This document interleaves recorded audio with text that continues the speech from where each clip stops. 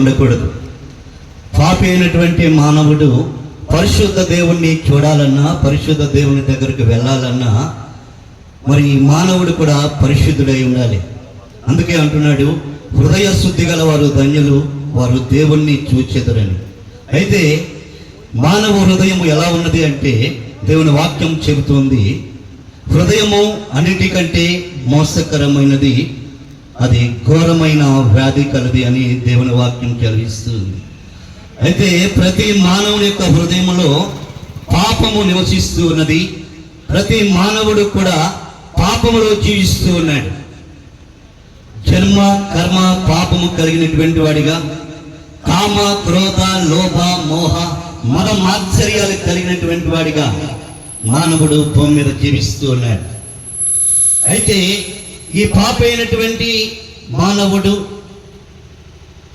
మరి మరణించిన తరువాత ఎక్కడికి వెళుతున్నాడు అని మన ఆలోచన చేసినట్లయితే దేవుని వాక్యం చెబుతుంది, పాపము చేసిన వారిని పాతాళము పట్టుకొను అని దేవుని వాక్యం చెబుతుంది. పాపైనటువంటి ప్రతి మానవుడు కూడా మరణాంతరం ఎక్కడికి వెళ్ళిపోతున్నాడంటే నిత్య నరకాగ్ని గుండానికి వెళ్ళిపోతూ ఉన్నాడు. అందరూ పాపము చేసినటువంటి వారే, ఏ భేదము లేదు, అందరూ పాపము చేసినటువంటి వారే. సమస్త మానవాళి కూడా పాపము కలిగినటువంటి వారు. అయితే ఈ పాపైన మానవుడు మరణిస్తే నరకాగ్ని గుండానికి వెళ్ళిపోతూ ఉన్నాడు. మానవుడు పాపములో పుడుతున్నాడు, కర్మ పాపాలు క్రియా పాపాలు చేస్తూ ఉన్నాడు. పాపములో పుట్టి పాపములో పెరుగుతూ పాపంలో బ్రతుకుతూ పాపములోనే మరణిస్తూ ఉన్నాడు. పాపం వలన వచ్చే జీతం మరణము గనుక నరకాగ్ని గుండానికి వెళ్ళిపోతూ ఉన్నాడు.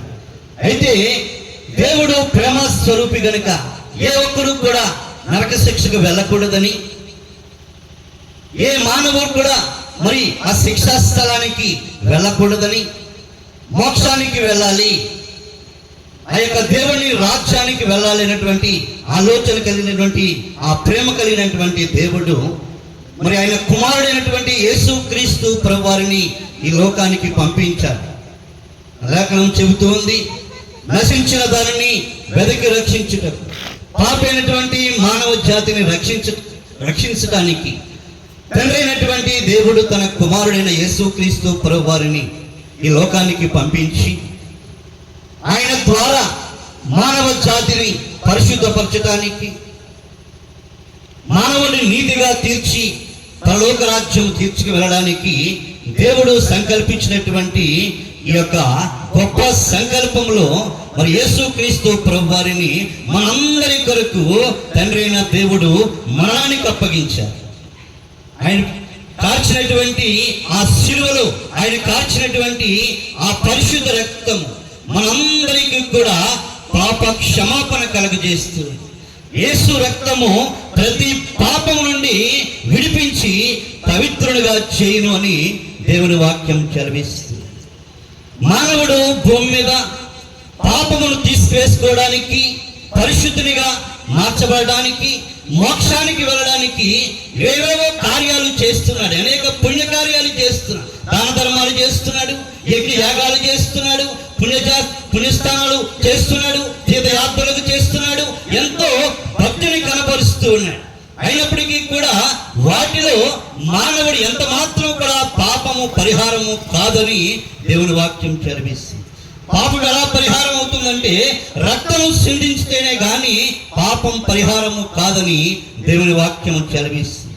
అయితే ఆ పరిశుద్ధ రక్తాన్ని సిందించడానికి ప్రభువైన యేసుక్రీస్తు వారు మానవుడిగా, ఆ దేవాది దేవుడు, ఆ సృష్టికర్త అయినటువంటి మహాదేవుడు ఆ పరలోకమును విడిచి, ఆ యొక్క ఉన్నత లోకాన్ని విడిచి ఈ మానవ దేహంలోనికి, ఈ మట్టి దేహంలోనికి దిగివచ్చి మన పక్షముగా ఆయన రక్తమును కార్చారు.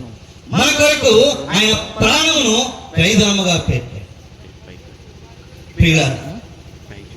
ఆయన దేవుడు, ఆయన మరణమైనటువంటి వాడు, దేవుడు మరణమైనటువంటి వాడు. ఆయన ఎందుకు మరణించాడంటే మన పాపముల కొరకు, మన అతిక్రమముల కొరకు, మన అపరాధముల కొరకు ఆయన మరణించవలసి వచ్చింది. ఆయన మరణించి మరి 3వ రోజున తిరిగి లేచినటువంటి వాడిగా మనకు పరిశుద్ధ గ్రంథం చదివిస్తుంది. మరి తిరిగి ఎందుకు లేవగలిగాడు? మరణాన్ని ఎవరు జయించలేకపోయారు కదా. ఏ ఒక్కరూ కూడా మరణాన్ని జయించిన వారి భూమి మీద లేరు కదా. ఆయన ఒక్కడే మరణాన్ని జయించినటువంటి వాడు, తిరిగి లేచినటువంటి వాడు. ఎందుకంటే ఆయనలో పాపం లేదు కనుక. ఏవండి, ఆయనలో పాపం లేదు కనుక ఆయన మరణము ఆయన బంధించలేకపోయింది. పాపం చేసిన వారిని పాతాళం పట్టుకున్నని దేవుడి వాక్యం చెబుతుంది. పాతాళము ఆయన పట్టుకోలేకపోయింది.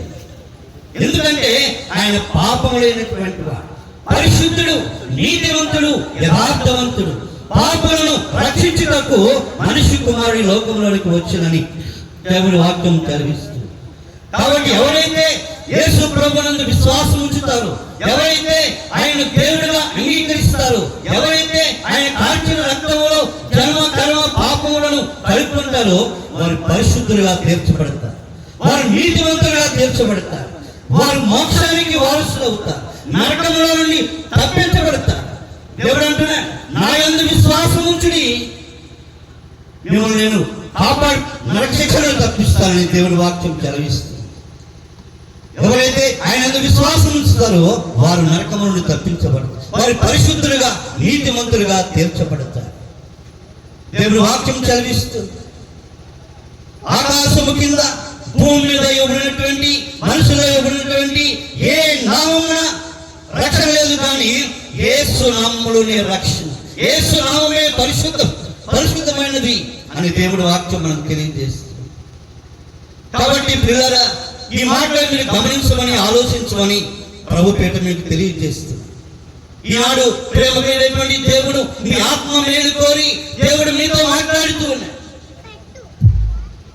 దేవుని గురించినటువంటి అనేక విషయాలు మరి పరిశుద్ధ గ్రంథంలో తెలియజేయబడుతూ ఉన్నాయి. ఎవరైతే ఈ సత్యాన్ని తెలుసుకుంటారో, ఎవరైతే ఈ మర్మాన్ని తెలుసుకుంటారో వారే మోక్షానికి వారసులు అవుతారు. యేసుక్రీస్తు దేవుని యొక్క జ్ఞానమును, దేవుని యొక్క మర్మమై ఉన్నాడని దేవుడి వాక్యం తెలియజేస్తుంది. ఆ మర్మమై ఉన్నటువంటి ఆ యేసు ప్రభుని ఎవరైతే తెలుసుకుంటారో వారే మోక్షానికి వారసులు అని దేవుడి వాక్యం తెలియజేస్తుంది. ప్రియమైనటువంటి వారులారా, యేసు ప్రభుని మీరు రక్షకుడిగా అంగీకరించండి. ఆయన దేవుడని, ఆయనే మోక్ష ప్రదాతని, ఆయనే పాప పరిహారకుడని ఎవరైతే నమ్ముకుంటారో వారే మోక్షానికి వారసులు అవుతారు. కాబట్టి మాట్లాడిన విశ్వాసం ఉంచవలసిందిగా నేను ప్రభు పేట మీకు తెలియజేస్తున్నాను. మీ మధ్యకు మేము రావడానికి గల కారణం ఏదో ఆశించి మీ మధ్యకు మేము రాలేదు ప్రియులారా. మేము ప్రకటిస్తున్నటువంటి దేవుడు సత్యదేవుడు. మేము ప్రకటిస్తున్నటువంటి దేవుడు ఆయన నిజ దేవుడు, ఆయన రక్షకుడు, సర్వ మానవాళి కొరకు ప్రాణం పెట్టినటువంటి దేవుడు. ఈ లోకంలో ఎందరో ఉన్నారు, కానీ మన కొరకు ప్రాణం పెట్టిన వారు ఎవ్వరూ లేరు. మనల్ని ప్రేమించి మన యొక్క ఆత్మక్షేమం కొరకు, ఆత్మ రక్షణ కొరకు మన కొరకు ప్రాణం పెట్టినటువంటి వారు ప్రభువైన యేసుక్రీస్తు వారు ఒక్కరే అని ప్రభు పేట మీకు తెలియజేస్తుంది.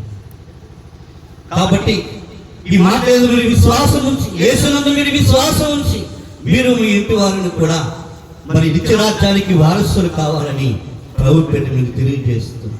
అనేక సంగతులు చెప్పాలన్న ఆశ అయితే మాకుంది, కానీ సమయాలు లేని కారణంగా మీరు ఎదురు సాగిపోతున్నాం.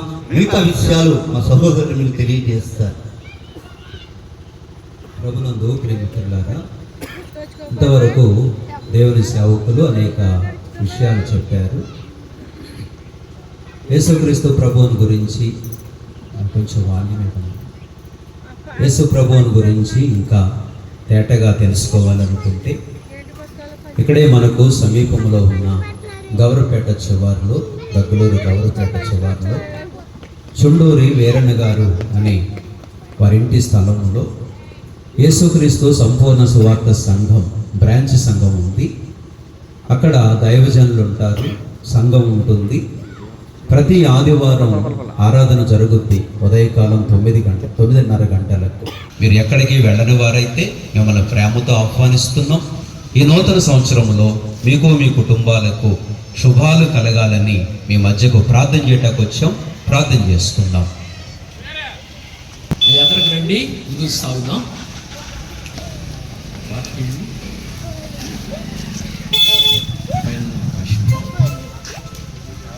379, 376.